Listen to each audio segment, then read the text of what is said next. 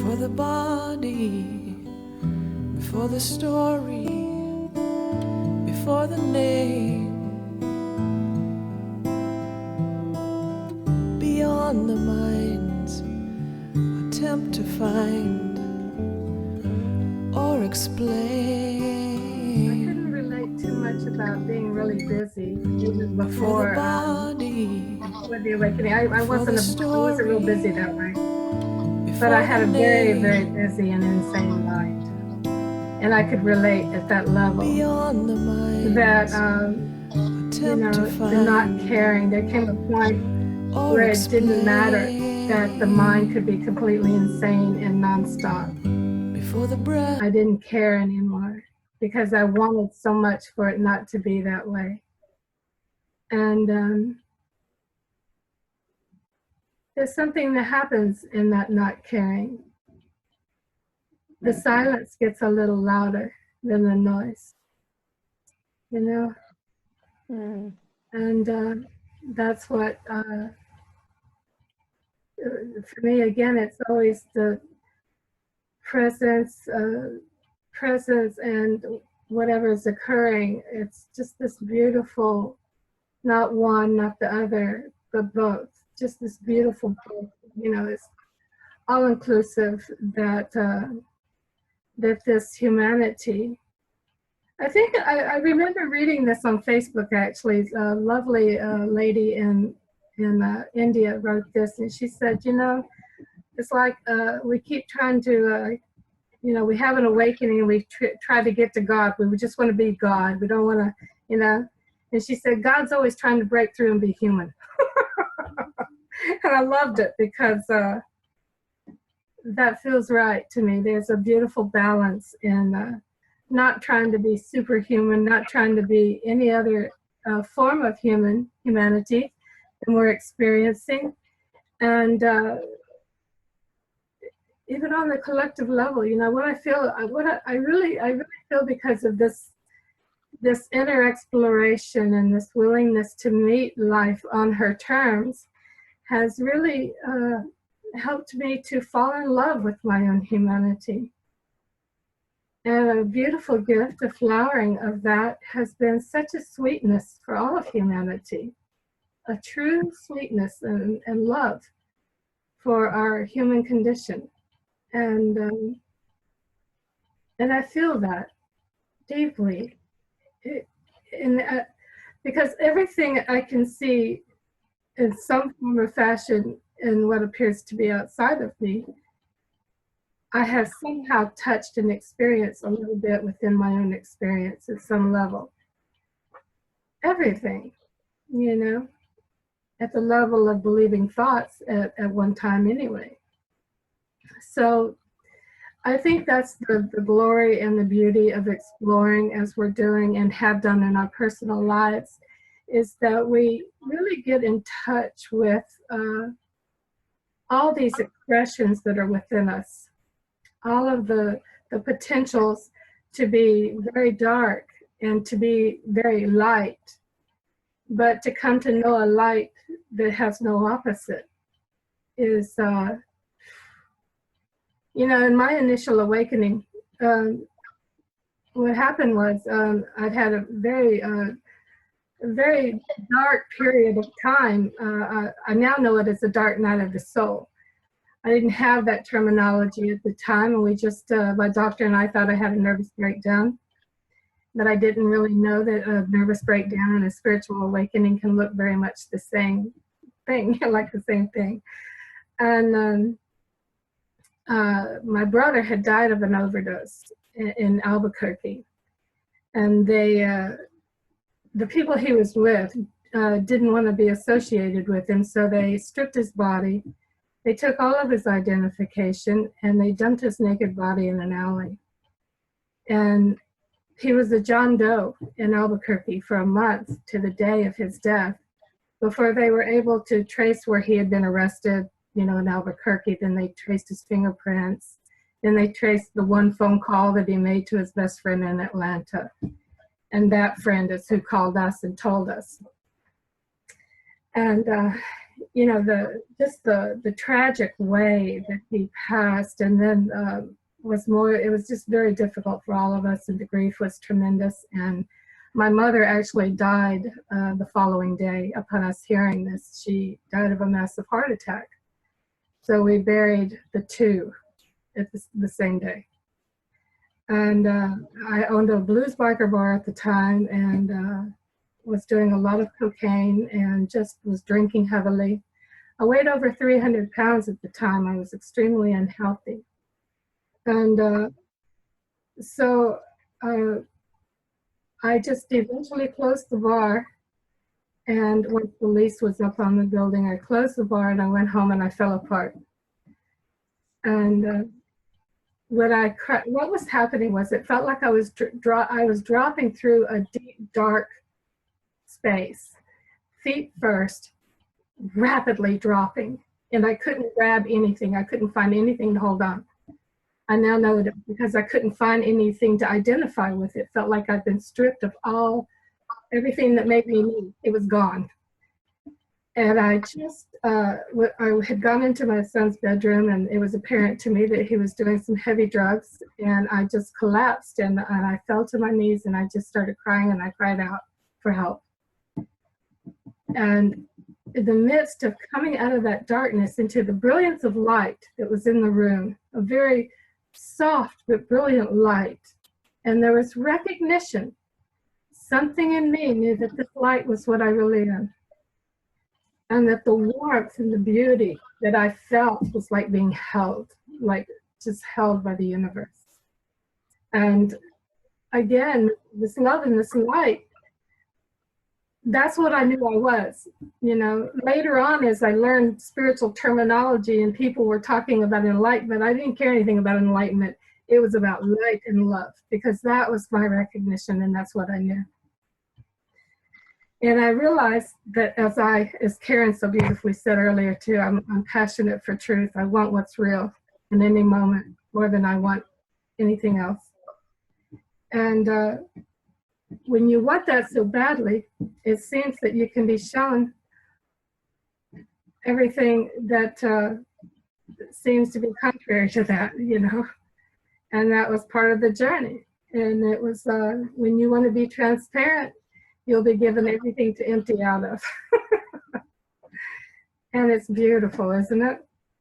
Because how else could we touch each other so deeply unless we're able to explore and engage our own humanity and fall in love from this greater love, this greater light that knows itself, regardless of how this life is appearing.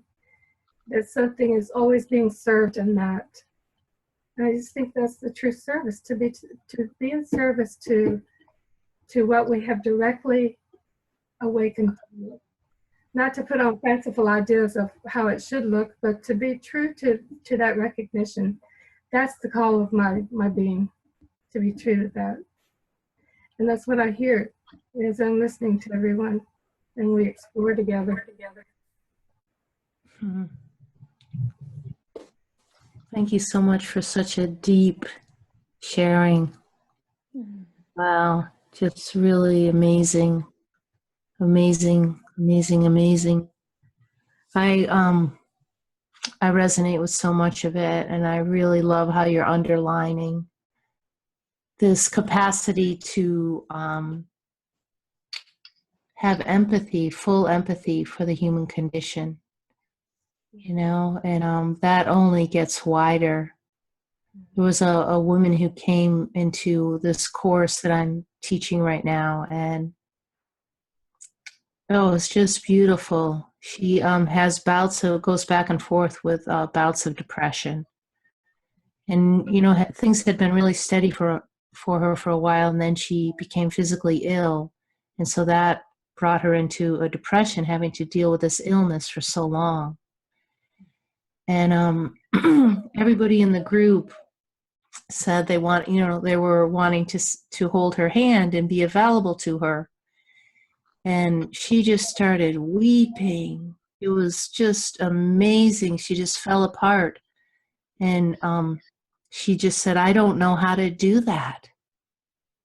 You know, I don't know how to reach out, and I don't know how to let people reach in to me.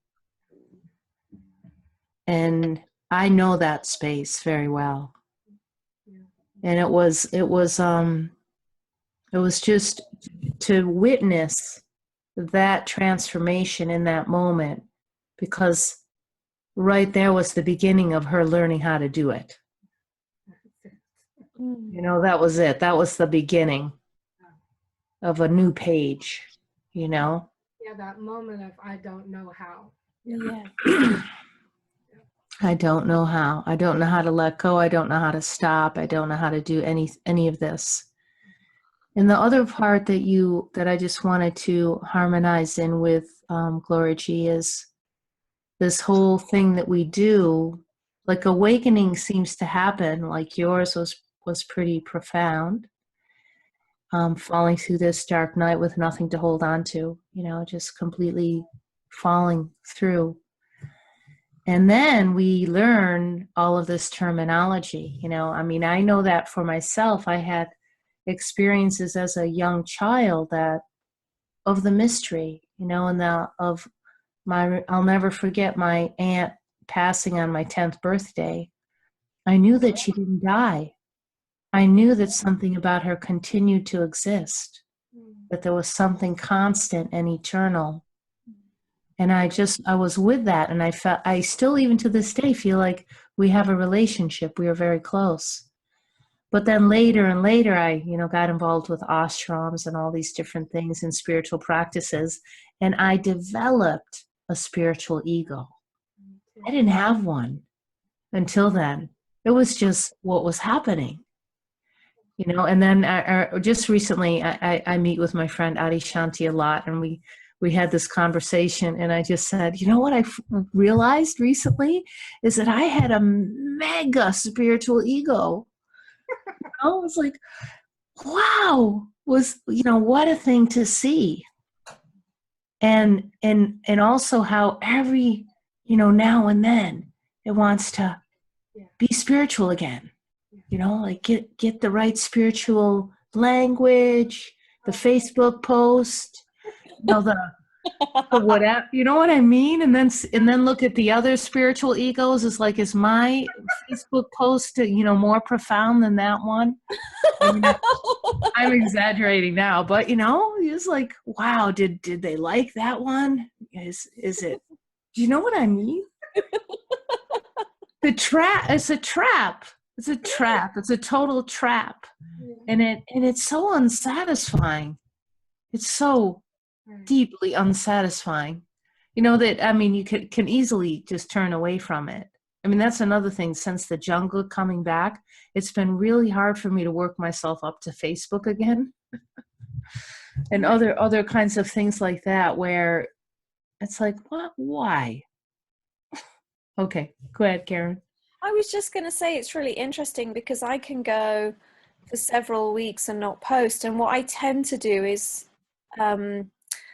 just be inspired by what's going on in my current experience. And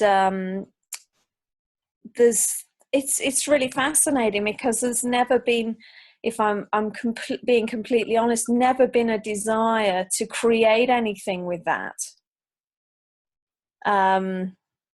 And I do see that going on around me a little bit, but I don't tend to kind of, you know, it's there's been an offer of help for updating my website a couple of months ago, and I haven't been able to do anything with it. There's just no oomph in me at the moment to sort of, you know, I know it'll evolve and develop at the moment that it's meant to, and it feels like work. It feels like, it doesn't feel like I'm avoiding it.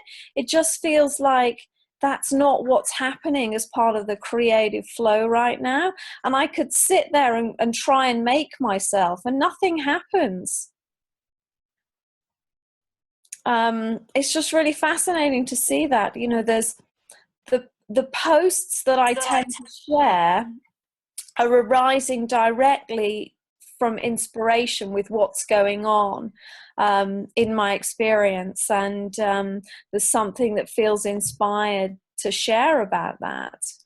And sometimes I read it and I'm like, oh yeah, that's really nice. You know, it's like I've read it to myself that I didn't, it's like I didn't even write it. It's strange. Does that make sense? Yeah, totally. Yeah. I just want to clarify that I was exaggerating, you know, the game of it. Yeah. Yeah, of course. But that same thing happens though. The same thing is happening with this. And I know other people have talked about this. Some of us have had this conversation before about the part of marketing yourself. You know, I think that was actually originally when we started talking about this. Right. That was one of the things. And it's always been a difficult one for me. Not really in a sense, because you know, part just feels that this is what's wanted. You know, it's just what it's doing. It's just giving it voice, and it's responding. It's responding to something that wants to happen, and also it's keeping this one here sane. You know, it's like these opportunities to gather together with people, for me, really nourishes something that I don't know that I would get that any other way. Like even today, my friend came over and just the two of us sat together, and it was so precious. Like that's enough for me. That's the, you know, on one hand, that's totally enough. It's like if nothing ever happened again, I'd be completely satisfied. And then there's another part that feels called. Mm-hmm. And then there's that practical part of putting it together. Interesting, huh? Interesting dynamic. Mm. Yeah. Yeah.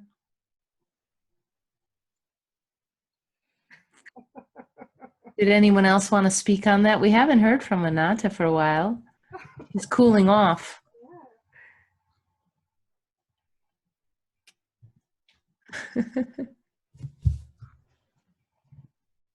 One second, I desperately need a glass of water. Hold on.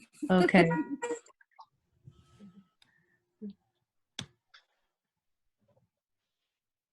I'm having a hot flush again.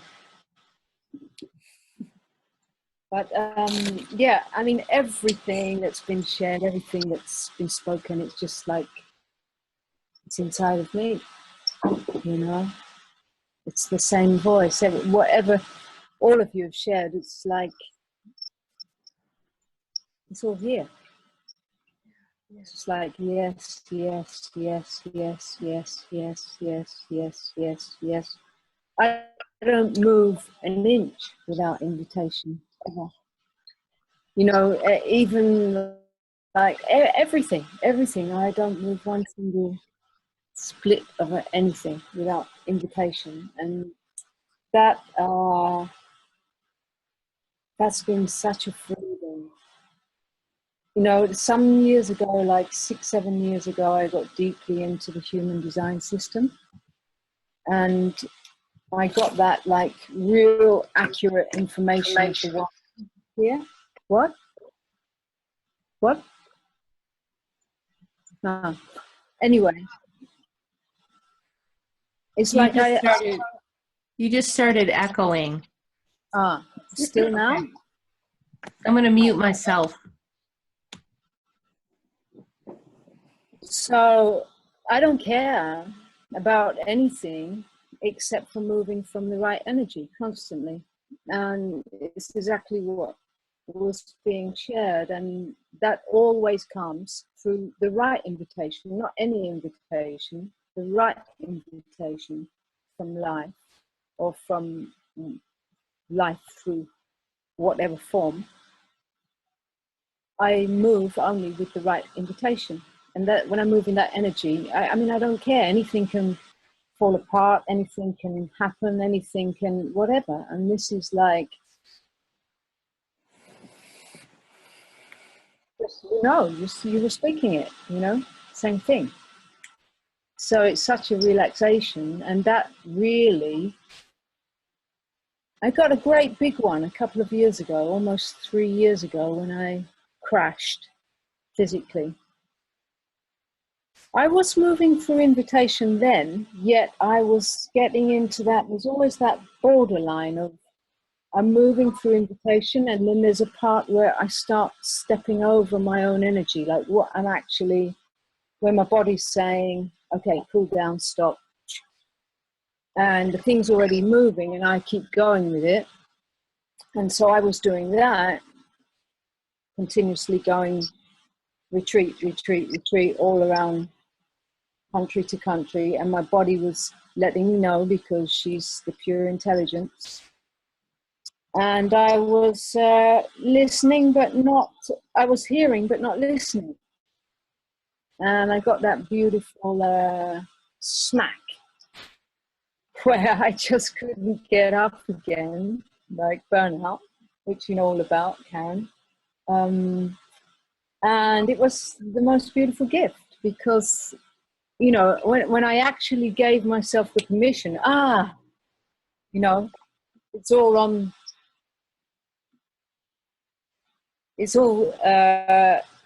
verified on paper through analysis. Okay, you can't move, cancel everything forever. And it was the greatest gift, because I just completely stopped everything and just went all the way here. And